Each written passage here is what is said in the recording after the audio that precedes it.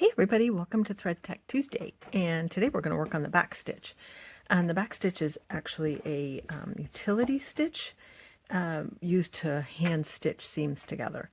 So I'm going to show you the regular way and then like the normal way most people do it, and I'll show you kind of a funky way of doing it that's, I don't think, wrong, though somebody would probably say it was wrong. And then I'll show you how I use it on my stitch meditations.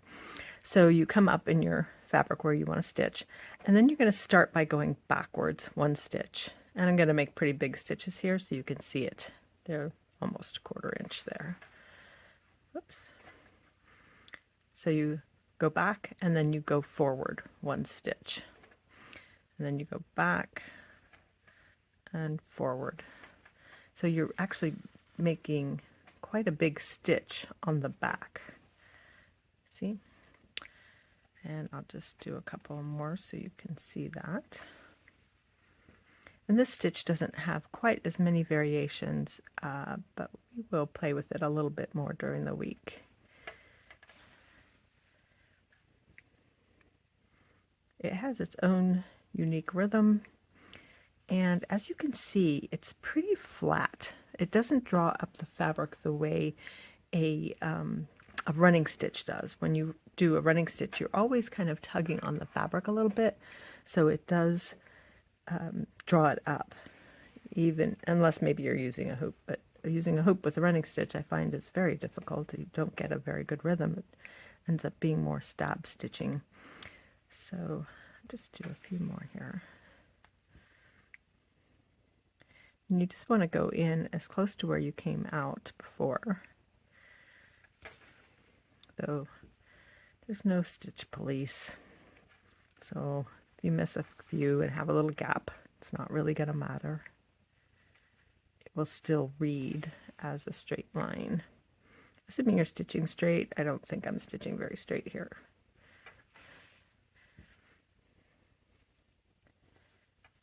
Alright, so I wanted to show you another way that sometimes I stitch, and I'm sure there's some embroidery police out there that would tell me I was doing it wrong, but it works just fine. So in this one, I usually start by going forward and then coming up here, like a stitch away, and then going out, back, and then coming up in the same one that I just came out. So I'm really doing, it's a back stitch, but it's not going behind 2 stitch widths, and the back looks very different. I'll show you in just a minute.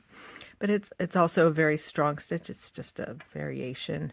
So I just didn't want, if you sat down to do this and you did it this way instead of the other way, I didn't want you to think you were doing it wrong. It's totally fine.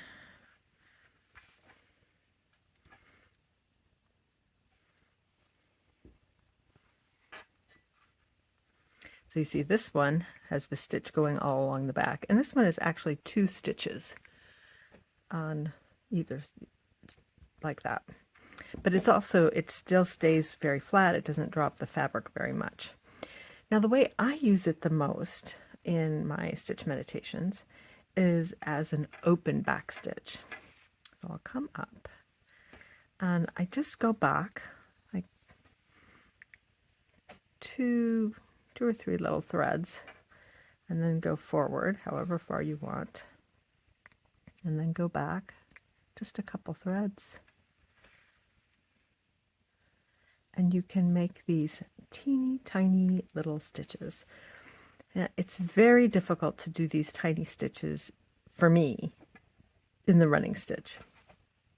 Now probably if I had a super tiny needle, like a little quilting needle, I could do this with the running stitch, but those needles are very hard to thread, so I don't like to do that. So this, I find it's got a really fun little rhythm, and you can easily create these little tiny stitches. The other thing that's kind of fun about them is the way they lay on the surface. Let me just finish this one. So when you run your finger across it, they're kind of raised from the surface a little bit. They pop up. Where if you were doing a running stitch, the running stitch is a little more flatter to the surface, even if you're using pearl cotton like I am here. And the other way I use this is for ricing or scatter stitch or seeding stitch or whatever you want to call it. But you can also do very, very tiny stitches in this. And it adds just such a yummy texture. But they're just super tiny, where traditional ricing like we did last week with the straight stitch, or last month, it uses a much bigger stitch. So these are just very sweet. And I find that because we're working on, like if you're doing stitch meditations, it's just a very tiny little piece that you're working on. At these, look, I'm getting this little pattern here. It's very difficult. It's much harder to not get a pattern when you're doing this ricing or seed stitch than most people think. I think stitching random is easy, but stitching random is actually more difficult than we would believe. So I'm going to finish stitching out these samples and I'll do a picture for you, but I wanted you to see the process actually live. So I hope you try it out.